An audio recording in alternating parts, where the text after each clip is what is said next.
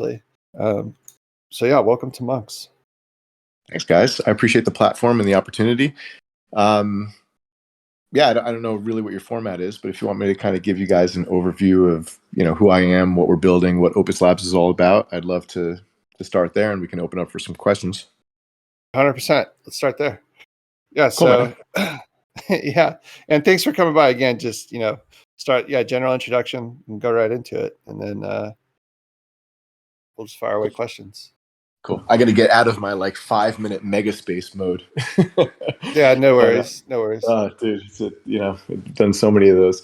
But yeah, my name is Brian Ottens. I'm the founder and CEO of Opus Labs. And just a little bit about me. I am what I would call a serial entrepreneur. And I own in the Web 2 space, I own 7 companies. And Opus Labs will be my 8th company that I founded. The collective group of those businesses does over $150 million a year in business. And I always say that just to let people know kind of the credibility and my kind of in real life success behind the Opus Labs brand. I know that a lot of these projects and founders are, not really as established in real life. And I think that it's an important thing to note because myself and the group of the founding team that we assembled is really a powerhouse team in this space. And we're all fully doxed. If you guys go on the Opus Labs website, it's opus-labs.io. You can see the whole founding team and a description about each one of us and what we do in real life and the businesses we own and the different vertical markets that we serve. So I would invite you guys to all go and do that. Yeah, I'm on it right now. Actually, I'm taking a look at your whole team. It's a very impressive team that you guys have. I appreciate it. Yeah. It was kind of hand selected of all the people that I've met throughout my career and my life that I personally really respect, and they're all very knowledgeable and passionate in the NFT space.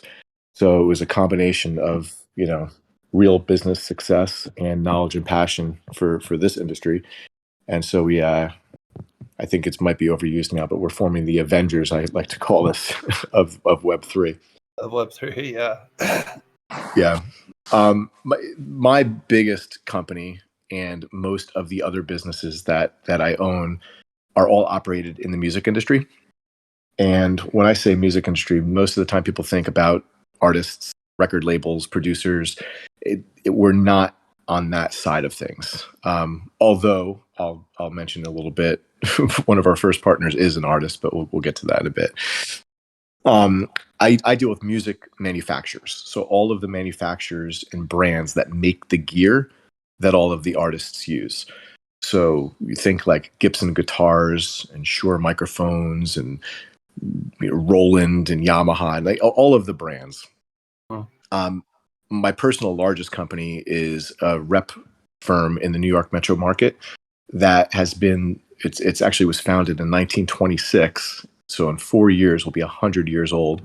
And that gives you guys an idea of how kind of deep rooted my relationships are in that industry.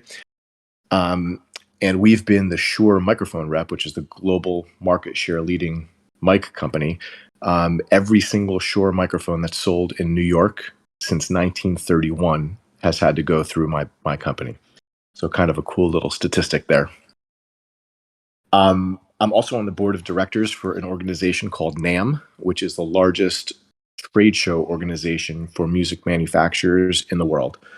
And being on the board of directors kind of gives me unbridled access to the biggest names in the industry, the CEOs, the CEO of Martin Guitars, the CEO of Gibson Guitars, the global VP of sales for Yamaha North America, the global VP of sales for Shure, just really, really key decision-making people.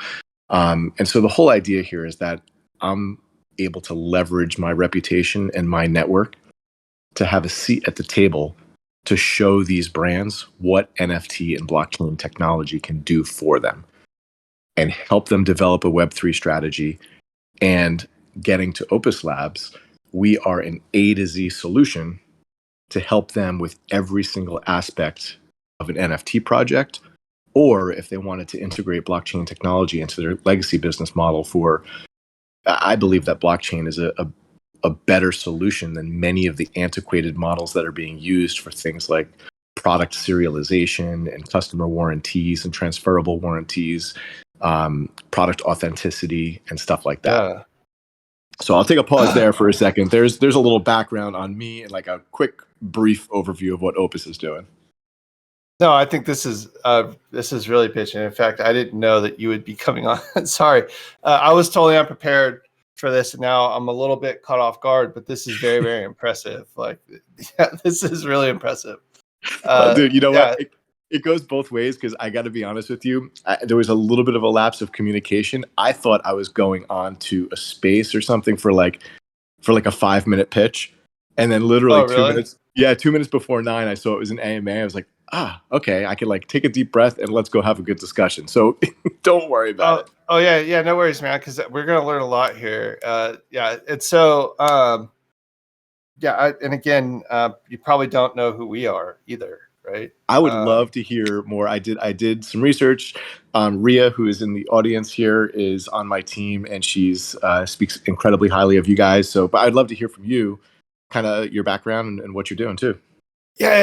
So I was in Hollywood working for a company called Speaker, which was a big influence. We actually were the largest influence data aggregator in the world at the time as a private company. Like, we weren't a publicly traded company. So I would work with brands like Google or Microsoft or any of the big movie studios to target, certain aspects of a group on different social media platforms. And we would do aggregation on all the sentiment and content that would flow between all of the different network connections, right? So it's a big network graph that we built that we could draw analytics on. And, it was worth a lot of money. And so in 2016, a lot of influence technology was used during the election cycle. And we got to see a lot of this stuff firsthand. And I really didn't like it. I learned something working at that office, working with we had over 250,000 like very influential people on our platform, actually the most influential people on the platform. And you're blowing my mind right now. Hold on, there was influencing happening on social media during the election process? Oh yeah, are you kidding me? Right? I'm joking. Yeah, of course. But Cambridge Analytica was a company that was doing something very similar to what we were doing, but we probably had 5 times the amount of data that they did, and we were a large, corporate. We would face basically all the Fortune 500 companies were clients. But anyways, long story short, because I used to graph networks of social networks, I started graphing out wallets on Ethereum and Bitcoin. And I would map all of the wallets out based on all of their interactions, and found out that, blockchains are basically social networks of value. So I started working with all these high frequency trading funds around the United States, basically developing high frequency trading strategies based on, personifying all of the activity on the entire network in real time. So it's kind of crazy. Like, we would personify all your wallet activity, and then we would grade you based on that type of activity against all the other wallets that did it. It's like a giant credit score for all different kinds of activity. And it's really cool because early on, we would launch, people would launch ICOs, the initial coin offerings. Mm-hmm. And I would look at all the early investors of those wallets, and I would cluster them together as venture capital wallets, and I would follow everything that they did.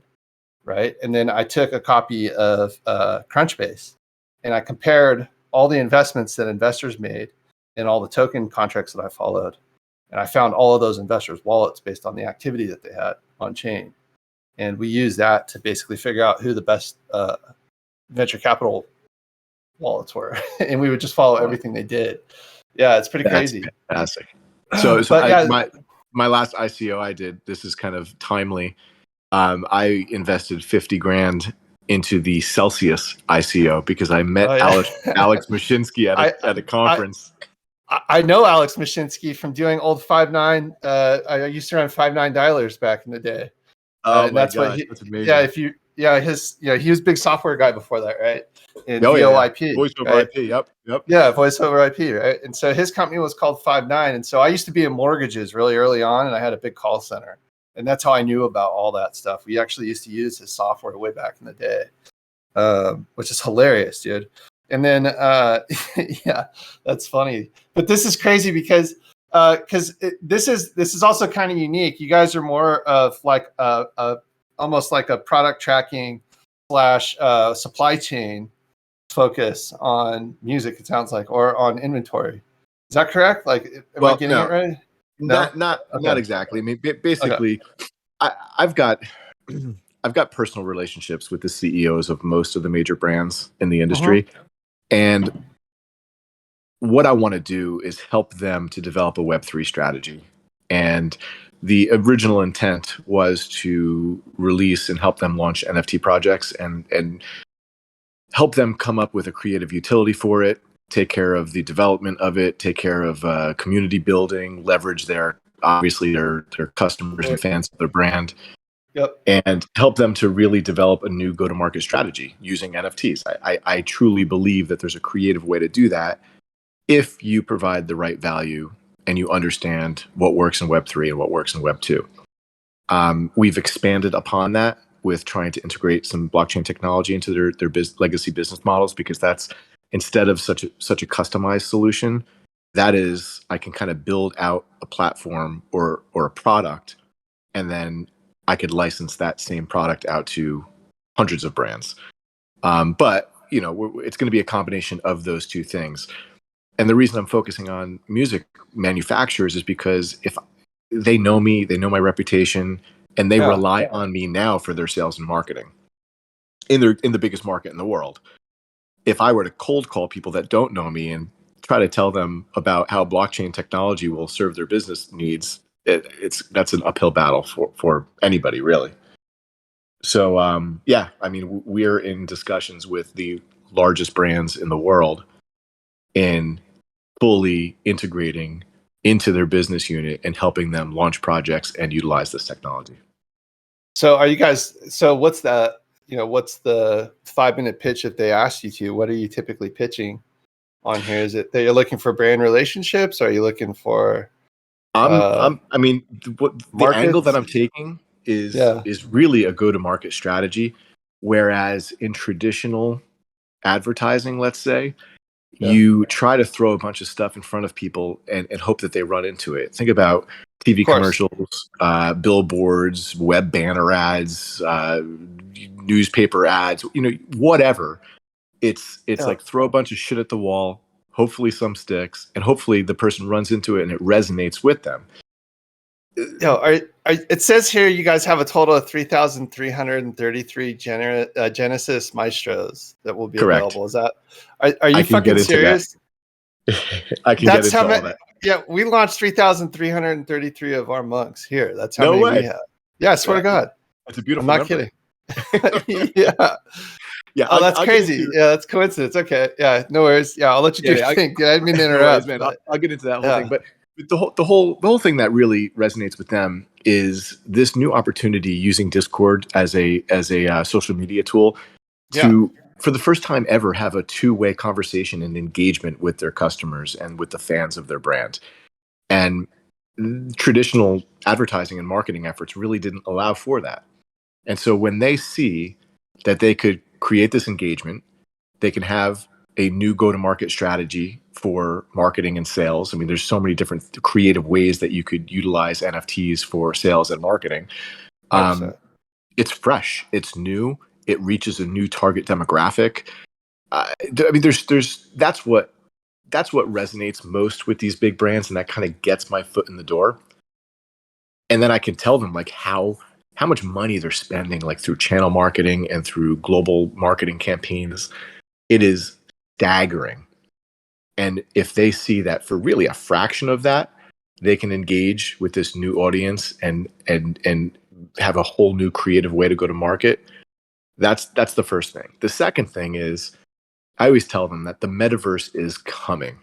It's a buzzword right now. It's not really here. Everybody's making a metaverse. But I guarantee you, when Facebook changes their name to Meta, they're investing billions of dollars a year. My kids and my kids' kids, and probably me, an old man with Oculus goggles on, is going to be going to virtual stores, buying goods, and they're going to be showing up on my doorstep the next day. Like, all that is coming. Mm-hmm. And if they don't have a Web3 strategy to prepare for that, then they're going to be on their heels. And I always make the analogy to brick and mortar retail going to e-commerce. Those who embraced it are crushing it now. Those who did not are either out of business or dying. And I think that the same type of shift in consumer behavior is going to be coming with this new generation and this new augmented and virtual reality environment that they're going to need to change. So if I can let them know that they're going to be on the cutting edge, they're going to be a pioneer in our industry, and show them all the value and the benefits, it's really a powerful sales presentation for them to start engaging in that conversation. Couldn't disagree with that at all. Like, yeah, that's so. So far, how are you guys engaged? Are you guys getting ready to launch? It looks like you guys have customers that are already trying to figure out and strategize on this. Are you guys already? Okay. Yes. So I'll give you kind of where we're at. Uh-huh. Before we started to aggressively go after the partners and fulfill the business model that we actually are, we're launching our NFT collection first. And the primary utility of those maestros, and I can go into the history of the maestro and all that, but the primary utility is going to give the holder a lifetime allow list for every future project that Opus Labs brings to the table. So keep in mind, we're only going to work with A-level blue chip brands, global market share leaders, people that have been in business for decades and decades, and there's zero chance of a rug pull or anything like that. So people can know that if Opus Labs brings a brand and a project to the table, it is fully vetted, fully legit, and probably a well-known brand that everybody knows. That utility, having a lifetime allow list, is going to be in 4 different rarities, which I think is the first for this space. I keep saying it is, and nobody's challenged me on it yet. But there's going to be a rare one, which gives a lifetime allow list. There'll be an ultra rare, which will give the holder a 25% discount on every future project mint. There'll be an epic, which gives 50% discount on every future mint. And then we'll have a small group of legendary NFTs, which will give the holder a free mint for every future project that we do. And those rarities will be completely randomized upon reveal after mint. And that's of the 3,333. Correct. That you guys are missing? Okay. Yep. And so we haven't announced the quantity of each rarity yet. We're still kind of tweaking all of that. We have not announced a mint price yet. We have a general idea of a range. I mean, it'll be a premium mint because of the ongoing future value of it. Mm-hmm. And we have announced that we're minting on November 1st. On November 1st? Yep. Okay. All right. Let me write all this down. Sorry. Yeah, no worries. And I'll give you, while you're writing that down, I'll give you just a cool other portion of this. So most of these brands or these projects that kind of have a incubator or allow list passed or whitelist passed or anything like this, the art or the NFT is nothing to write home about. It's usually like a ticket or a credit card or some almost like not much thought went into it. Yeah. I didn't want that. I wanted to really deliver excellence to our community, and I wanted people to have pride of ownership of this NFT. I wanted people to feel comfortable and confident and wanting to use it as a PFP. So we commissioned an artist, and his name is Paul Tobin, and I'm really, really thrilled that we were able to do this. But he is a globally recognized Hollywood artist who was the concept character creator for the characters in The Hobbit, Avatar, and Chronicles of Narnia. So those blockbuster movies, some of the biggest grossing movies of all time, the characters that you see in those movies were developed by Paul. No kidding. It's ridiculous. You guys can check out his website. It's Yeah, like I Paul. already. Yeah, I see it. Yeah. Right, I'm looking at it right now. There's a lot. Yeah, you can. It's ridiculous. So Yeah. that was an amazing creative process. It cost us a pretty penny to get him on board, but it doesn't matter. We went through this awesome process. He created this maestro, and a maestro is like a conductor, a leader. It was a really. We got the final product. We're going to do the reveal for our maestro with the traits and everything this Friday on our AMA. We've been doing kind of sneak peeks to the community, but we're going to finally reveal it on Friday, and I think people are going to be thrilled. Yeah, this is sick. Yeah, I'm looking at some of his work, dude. It's crazy. He's got some gnarly artwork. It's ridiculous. Yeah. But if you look at those characters, you're like, oh my God, like that. Yeah, that's Bilbo Baggins, or that's, whatever. Yeah. I'm looking at like a whole book of things that he's done. Narnia, Hobbit. Yeah, this is crazy. Blade Runner, The Expanse. So I got a question to expand on that a little bit. So what would your partnership with Scott Page be? How does he come into your project? Wow, who's doing the research? I didn't even get to. So don't worry. That's how. You've got people's interest here. I love it. I was in the AMA when Scott was there, so that's why. Okay. Yeah. I hope you enjoyed that AMA, man. Scott's I did. It's funny. I was just saying Scott's a rock star, but he actually legit is a rock star.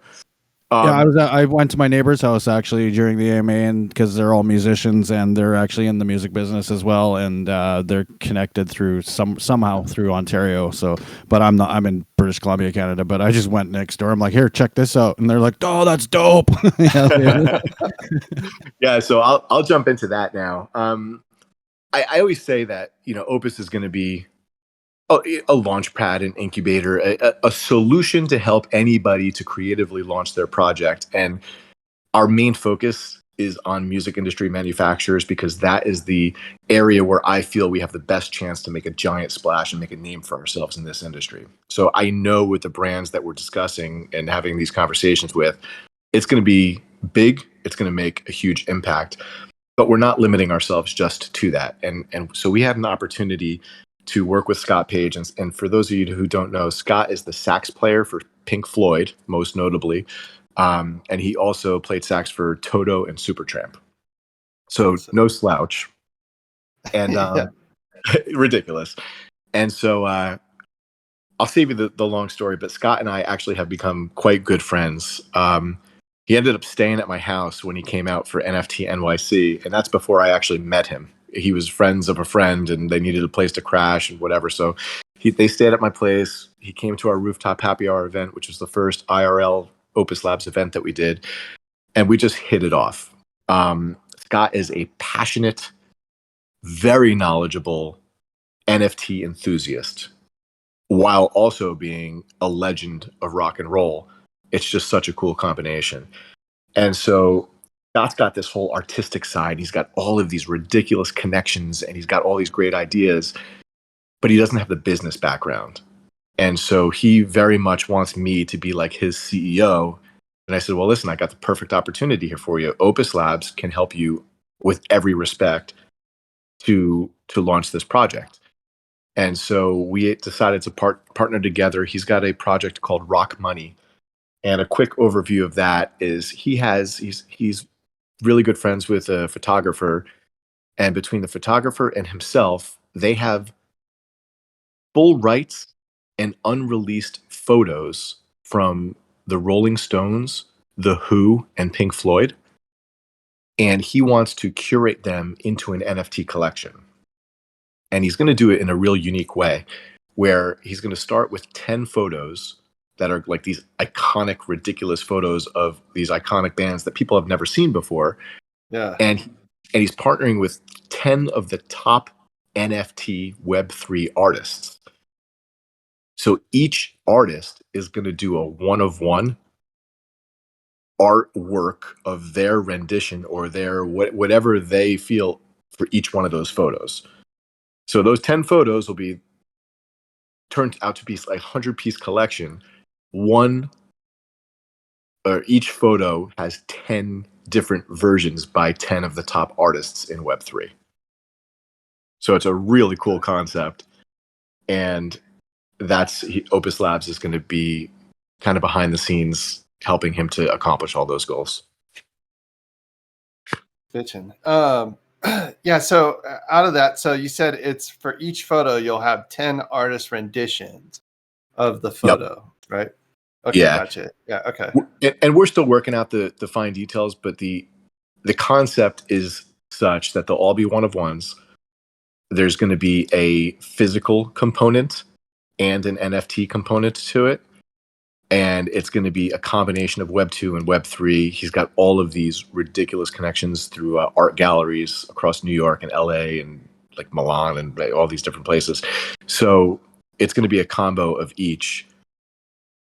But it's a pretty legit deal, and it's a perfect bridge between Web 2 and Web 3 and focused on the art and the artists of Web 3. Are they going to sell the actual photos too? Is it like include the IP to the photos, or it just IP to the art, or is it just the art itself? How does that work? All real good questions. We're in the brainstorming phase of that, but I believe it's going to come with the IP rights. So that's what's going to add the kind of triple value on top of it. So you have the NFT, the IP, the physical piece of art, and we're talking about a ton of different cool utility and tokenomics behind it. So I can't go into too much detail, but no it's a really cool. I mean, it's a really cool concept. Yeah, super. I mean, that's kind of exciting, right? And that's it's incredible, and it's been like a side conversation because we're so focused on so many Opus things. We're focused on our own launch that I'm like, and by the way, Scott Page, like, hello, it's ridiculous. Yeah. It's kind of crazy too. Did you know? And this is just kind of plays into why this stuff's important, how it's going to change. This is kind of crazy, and this is probably going to come out of left field, but modern art is considered to be the best hedge against recession. Yeah, I didn't know that. Like Christie's and all of these other fractional art ownership houses are really trying to take advantage of that narrative too. But I think it's kind of funny because the guys that come in and do our whole alpha group inside of the server, we're just talking about how music and music NFTs and the music industry is probably the next big one on the map, right? Like it really is, because of how many things open up because of this, right? Like especially the transparency of blockchain on top of all of these different platforms where people are supposed to be getting paid from, and the way that these big distributors like Sony and all these other players, how they do payments and how they aggregate all that stuff. It's a shit show, right? It robs the artists and the creators. And when you listen to Scott speak specifically, yeah, his big MO is like, bring power back to the people. He got completely screwed his entire career, as did Pink Floyd and Toto and Supertramp. Like, these guys are rock and roll legends. And yes, did they make a fortune? Of course they made a fortune, but it was a fraction of what they really deserved. I mean, the people that really made the fortune were the record labels. Of course. Yeah. Hand over fist, dude. Yeah. That's kind of the whole democratization of how Web3 works, though. It's the same thing with money. Like banks have been doing the same thing, taking money in from the government super cheap and giving it out and making it impossible for people to compete anymore. It robs the middle class of making sound investments, right? All of a sudden they can't compete with banks, right? Same thing kind of happens in that industry. So it's almost like a great equalizer in a sense. They just won't be as powerful anymore. Right? Yeah. That's and that's kind of the hope. And you were talking about this early on about it being a good medium for raising capital. And there's two parts to that, which are kind of how do I say it? Like the yin and the yang, right? Mm-hmm. When you raise money from a community, you are kind of signed to that community now. Like you have to be there. You know what I mean? You have to show up and if you have good ethics and morals. Yeah. Too many people in this space don't feel that way, but yes, absolutely. You're making a commitment to a lot of people. Yeah. So, finding creators that are willing to do that, usually means that it's going to be less people involved, but it'll be more quality, right? Like, and I It's think funny you that say that, because his whole thing was like, who your true fans. Like, yeah, it's such a small amount of people. Dave Matthews actually said it. I saw Dave's like, I only have 30,000 fans, but they go to every single one of my shows. yeah, It's like, yeah, right. okay. And it sells out. You know, he knows his number, and he's always selling out, right? Yep. So, yeah, and that's the truth of it. And so you don't have to engage with everybody, but those relationships are important, right? And it's really kind of that is for sure from a creator perspective. You could think about it for influencers, the same thing about artists, but that whole economy has a long way to go. Like, you're very, very early. And I heard once at a conference, actually it was at NFTLA, which is like really kind of interesting too, because I didn't hear too many smart things from that conference, but there was a lady that was talking about this and she just nailed it on the head. She's like, it's an easy way for people to understand how Web3 works, right?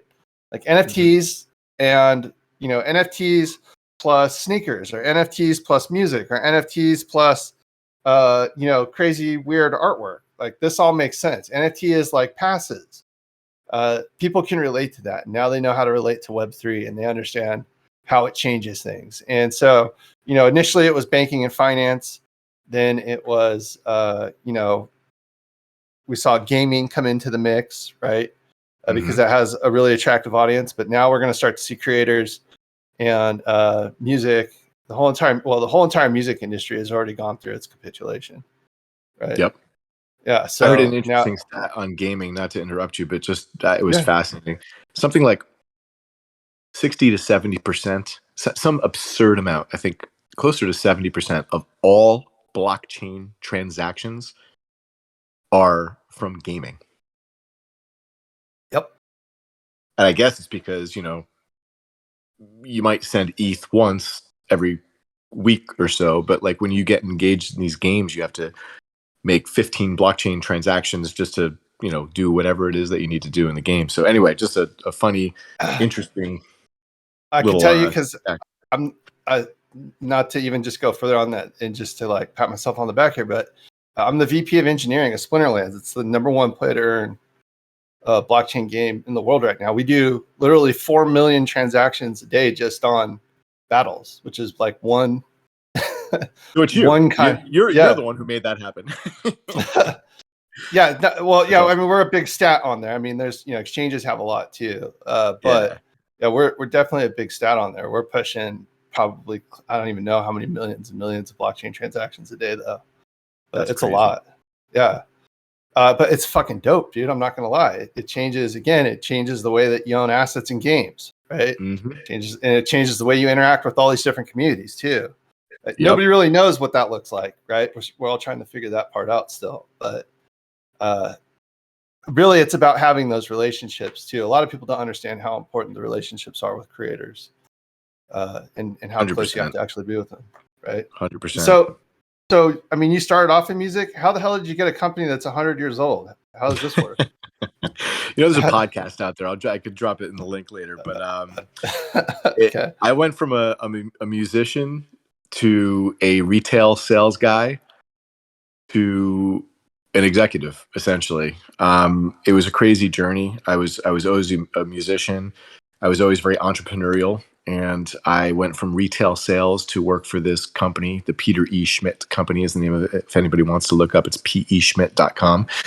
And it was an independent rep firm that represented some of the best brands in the industry. And it was a very prestigious firm. It was the largest really in the world, in the largest market in the world.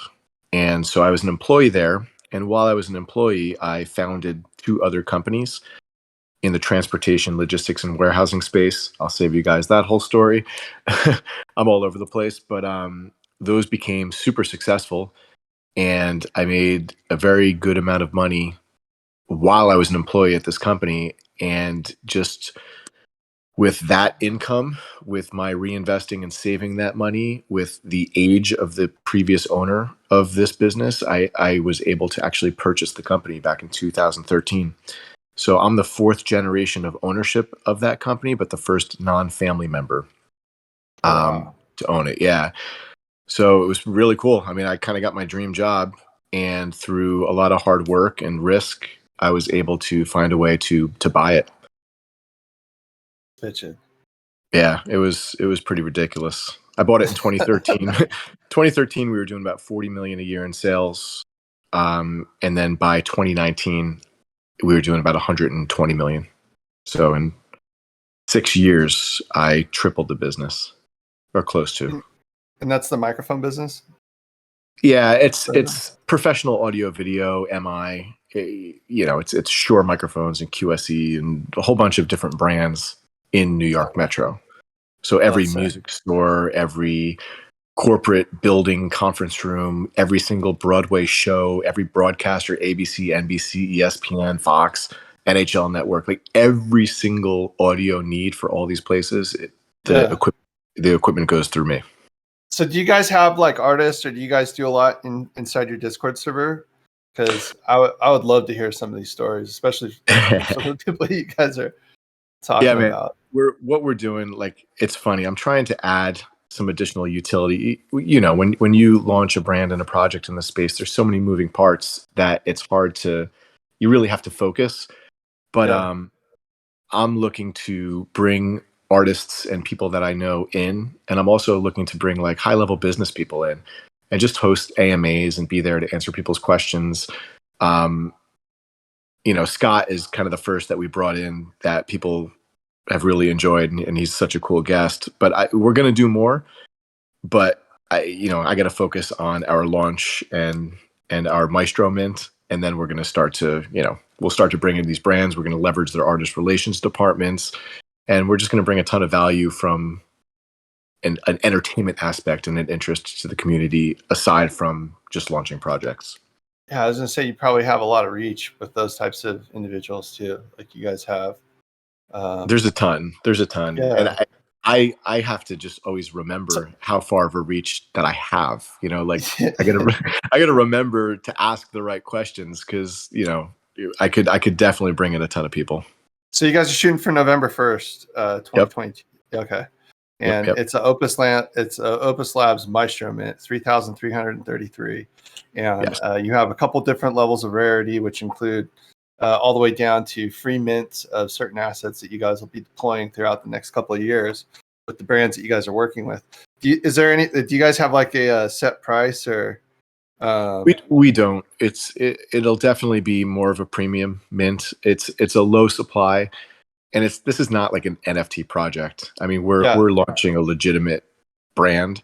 Yeah. And when you think about the utility, it's not even going to be a couple of years. It's like, I hope my kids can take. Utility, that's the whole point, right? Exactly. I want to be in the ground floor to help all of these major brands have a Web3 strategy, and so all of our holders will be at the forefront of that, which I think is pretty incredible. So do you guys have big brand partnerships too that you guys are working on? Sorry, I didn't mean to. No. So we haven't announced. We the only one that we announced so far was the Scott Page Rock Money. Yeah. I keep telling people that the sales process for something like this is pretty long. It's not your typical NFT project, like I said, like 60 days, 90 days, build, hype, mint out, blah, blah, blah. We're establishing and integrating ourselves into these massive brands that weren't thinking about Web3 or NFT project launches.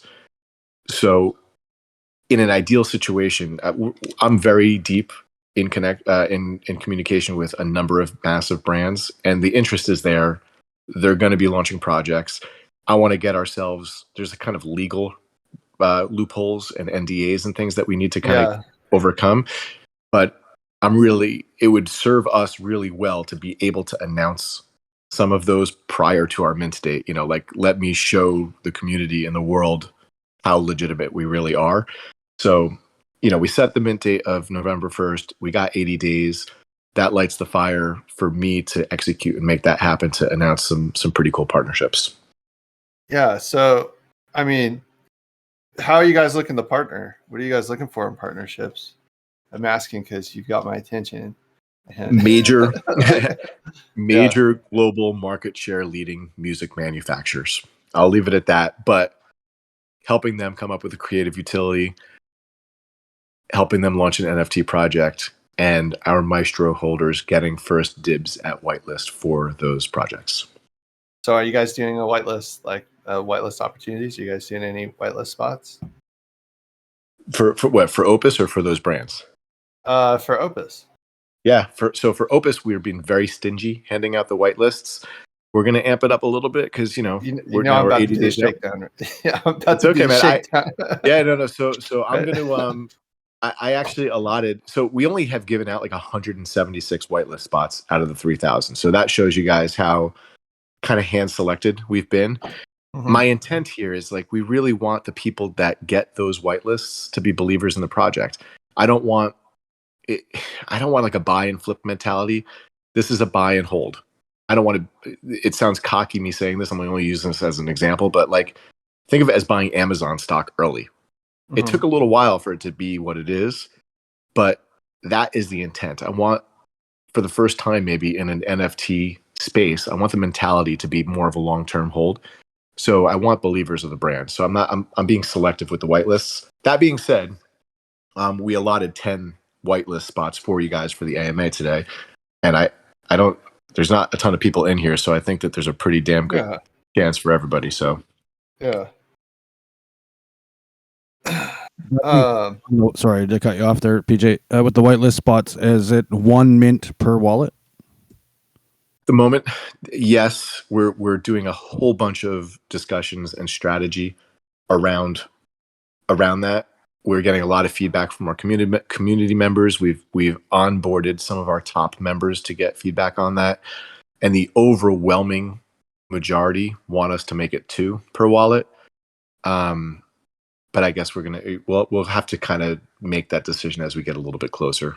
At the moment, it's 1 per wallet. I'm posting back on your guys' website. We also have your guys' Discord link up in our VC Tech chat. Probably post in our general chat too. Metal Hydra, you could probably post them in general in case anybody isn't looking in the VC Tech chat. So yeah, excellent. Yeah, this is really, really cool. I wish I would have prepared a little bit more. I'm sorry about that, but I'm really, really excited about this. And so are you guys doing AMAs in your guys' own server often too? If we do, yeah. So this Friday will be a big one. Like I said, we're going to actually reveal the Maestro, and some of the amazing traits and things. So yeah, it'll be a cool one this Friday. Excellent. What time are you guys doing that? 4 p.m. Eastern. 4 p.m. Eastern. Yep. All right. Yeah. And we can always do another one of these. I'm flexible. I've done a ton of these. It's kind of like this grassroots marketing because I've never in my career focused on a social media following or anything like that. So this is all new to me. And so I'm just spreading the message about who we are and what we're building. And when people hear it and then they start to poke around and do the research, they're like, oh, wow, okay. Let me learn more. Yeah, that's exactly what happens. And to be honest, you're probably going to get hit up by a few people in each one of these groups saying, yo, I got another group. I got another group. I got another group. Right. Yeah. And every day you're just going to be basically jumping in and out of Discord servers. Right. And ETH is kind of it's kind of a particular beast, right? Like it is a lot of getting out there, but yeah, you'll find Twitter is probably the space that'll give you the most ears, but I don't know if it's, a lot of times I don't know how particular it is, but usually in the Discord channel, it's people who are actively buying it, into projects and doing stuff. Those are the real. Yeah, that's where the markets are really made for the most part. Yeah, absolutely. That's really, really exciting. So you guys don't have a mint price yet, though, right? You haven't announced a mint price yet. No, I haven't even really announced a range, but like I said, premium. It'll be a premium mint. Yeah, that's crazy. Why 3,333? Is it just because you wanted to? I'll be completely transparent with you. There's a number of things like we may. That was the number that just resonated with us. We thought it was the right amount because of the utility of our NFT. We couldn't really go more because Mhm. it's part of our ask and part of our payment structure with the brands that we're going to be representing. Um, Keeping in mind that all 3,333 people are not going to mint every project. It's just natural. Maybe even half of them will, 1,500 to 2,000 from all of our market research.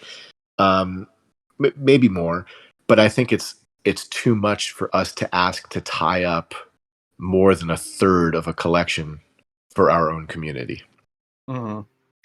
And so we are facing a few kind of philosophical hurdles of what happens when the collection size of a partner project is less than 3,333. So we've got some really cool creative ideas to address that. I think one of the most interesting was a staking mechanism for the Maestro. Because of the long-term hold mentality that we want, we're definitely going to have a staking option. But one of the guys recommended that we have staking with rewards over time, like reward points. And then people can actually spend those reward points on those whitelist spots for collections that fall under that. So like when you're not guaranteed one because the collection size is smaller, instead of it going to some random selection, people can use points to guarantee them those whitelist spots, if that makes sense. Yeah. So you're part of NAM, right? That's the music exposition, right? You're on the I board. am, yeah. I'm on the board of directors, which is like it's a ridiculously prestigious spot to be on. There's 24 people out of the industry, and there's only one spot for an independent rep, which I fill that role. Oh wow. Yeah. And our trade show has 120,000 people show up every year. So I mean, it's pretty serious. Yeah, hell yeah. So I mean, you guys are just completely ingrained in the business and the infrastructure as is. I'm Yeah. looking at their website too. These are all really large shows. Yeah. If you look, I mean, if you guys just Google my name, you'll find all sorts of stuff. Like Google me. Google me, Yeah, Google NAM me. interviews and podcasts and whatever. Yeah, Brian Ottens. I'm on here. Do you mind if I post your Twitter in here too? Because I'm sure Go we'll for get people to follow you. Yeah. Yeah, here I'll post it. While Right you're doing here. that, I got a quick question. So with being like obviously with what you do with your business with the Shure products and all the other different types of products, will your project have some sort of integration for purchase of equipment? So that's a really cool question. I have to get by some manufacturer policies, but one of the things that I promised every one of my holders is that they'll never have to pay retail price again for any music gear or product. Wait, really? Let's go. Hey, so I'm Yeah. like a big musician. I play. My goal is to get to like 10 instruments by like next year. And Okay. I'm a big guitar player right now. But I'm definitely looking to get into equipment. You just piqued my interest by like a lot. I know a lot of other musicians. Me too. Yeah, A lot of us are musicians. I've got my name on the Fender wall at the Fender Museum. No way. When I was like 13. Yeah, when I was like 13. Yeah, because it's in Corona, California, right? Yep. Yeah, so that's like 15 minutes from where I live. So let me give you. I'll be completely transparent with you guys. I can get cost or less than cost or industry accommodations for every single brand in the entire industry. So for me, it's a phone call or a text message. There are manufacturer policies called MAP policies where it's a minimum advertised price, and they don't allow their dealers to sell product at a discount because it will give them a competitive advantage. Yep.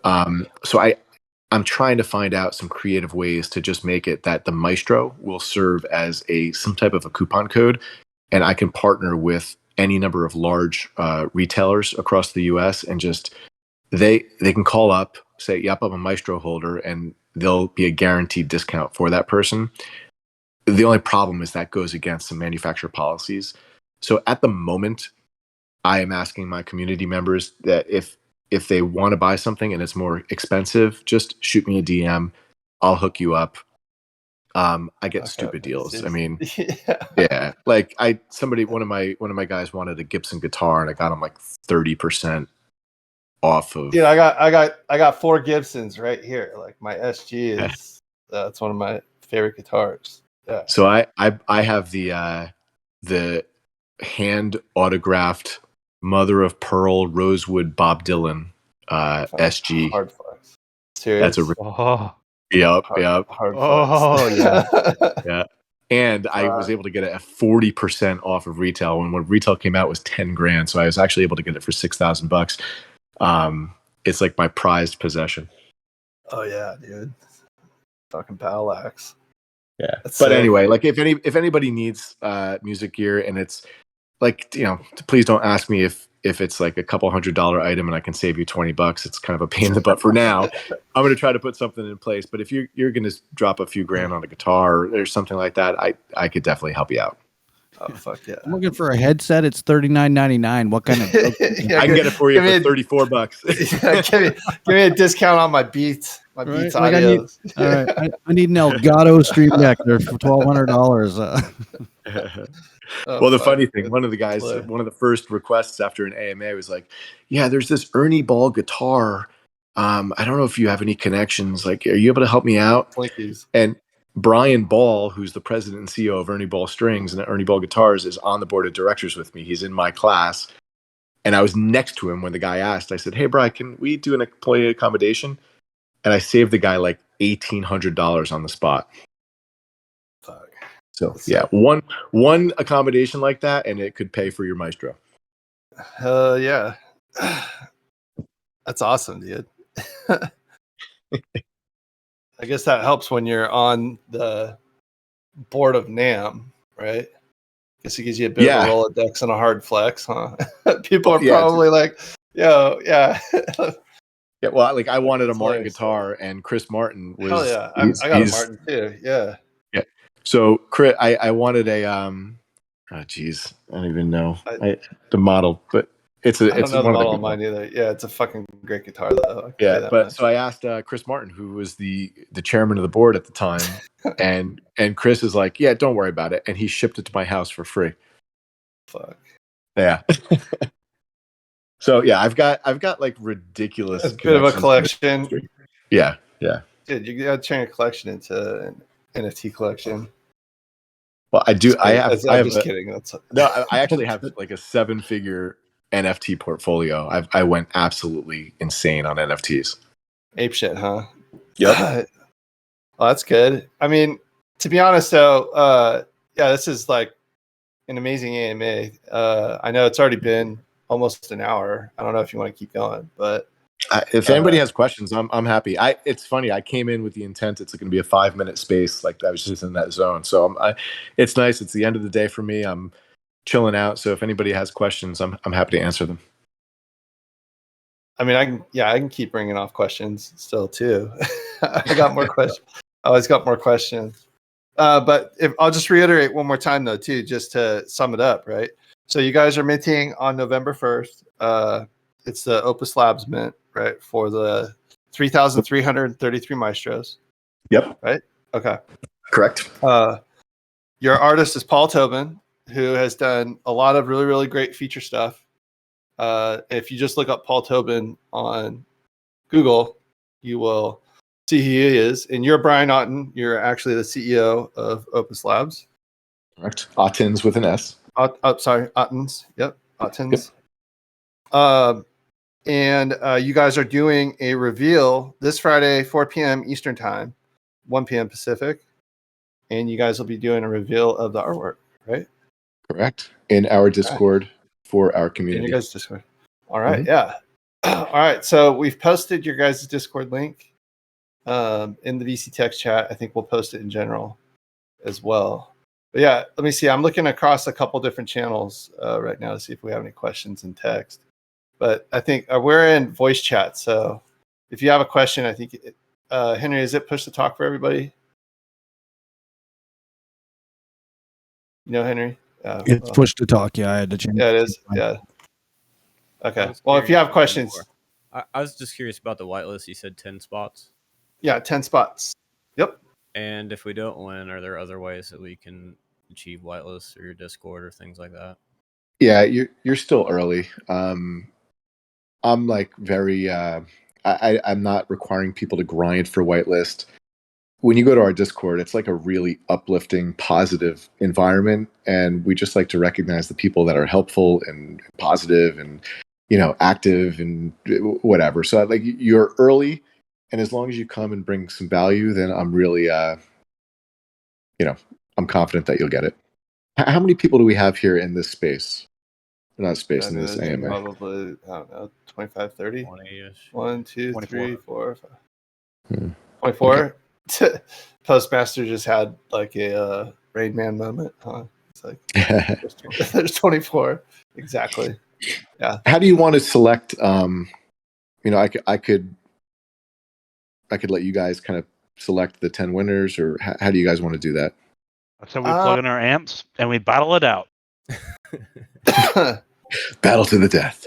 I vote knife fight. If monks It'd be a had little hard weapons though. by now, we could just we could battle it out. just straight battle it out, right? Straight up knife fight. Well, I'll start doing 24 that go, 10 come out. Yeah, strike us like 24 everybody go gets in. everybody gets a rusty dagger. Only 10 come out. Shit balls. I don't know. We'll have to figure it out.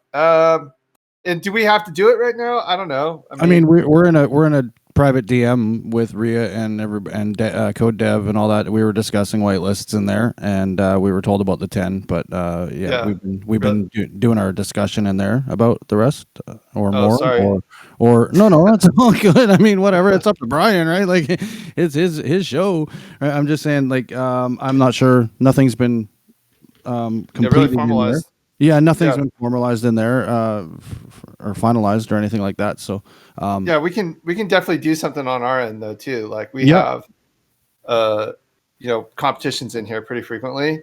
And to be honest, maybe we have something on Friday where they show up and we can actually try to get some more people over in your guys' server and help support you guys because I think if you're obviously a very fascinating person, I'd love to hear more about this and definitely keep up to date on what's happening. So if that's fine with you guys and Postmaster, the reason I say that too is normally I have Stags here helping me out. And Henry's here. That would be great. I'm happy to do that. I guess Cheryl and Ria are both in here too. I would it'd be easier if I just get a list of whoever is chosen for whatever reason, and we can add them to the whitelist in our Discord. But again, like I would ask everybody to not treat it like, oh, I want a whitelist. That's great. Like, come and find out about us and learn about what we're doing. And I really want kind of committed and believing people to hold those whitelist positions. It's really kind of a coveted spot. And I don't want to have to over allocate and all that stuff. No worries, man. Here, I'm going to post it again in our general, if you don't mind. And, okay, so someone already did. I'll post it one more time. Just make sure everybody's got it. I just posted it in the general chat. I'll post it back one more time in the VC chat. And I've got you guys on my calendar too for Friday. So awesome. I appreciate it. Yeah, man. Hey, I really appreciate it. Thank you for coming by and sharing all this too. Like I learned a lot and I look forward to actually learning a lot more. I appreciate it. And if you wanted to do something where, both of us probably put a little more prep into it. I apologize too. It's kind of like it's been really this is great. Like I love having the conversation. Like this is actually very easy to have a conversation with you about this too. So, man. If you don't mind, I'll try to show up on Friday, and then if you want, we've got some pretty busy days that come around. Like our Mondays are usually like we'll have a lot more people in here. I could start putting out a notification too, and just sharing, that this was a really great AMA. We want to do another one. And we could definitely come back, and I would love to spend some more time on you in the server. Yeah, I'd love it. And, you can shoot me a DM. Like if there's anything that I personally, or we as Opus could do to help you guys out, we're game. All right, dude. You're going to get me a fucking dope ass Gibson. That's what you're going to do. You can, I can take care of you. You just let me know. I sent you a friend request. So yeah, okay, appreciate cool. it, dude. Yeah, right. I'll accept. All right. Great. I hope everybody has a great night. And again, thanks for the platform. Thanks for the interest. And come pop in the Discord. We're always available. You can ping me. You can DM me. I'm available. Oh yeah, thanks for taking the time too. Yeah, I appreciate it. You spent a whole hour on here going through it, which you only thought was 5 minutes. So it's great. I appreciate it, man. Have a good night. All good. Thanks, Thank you, guys.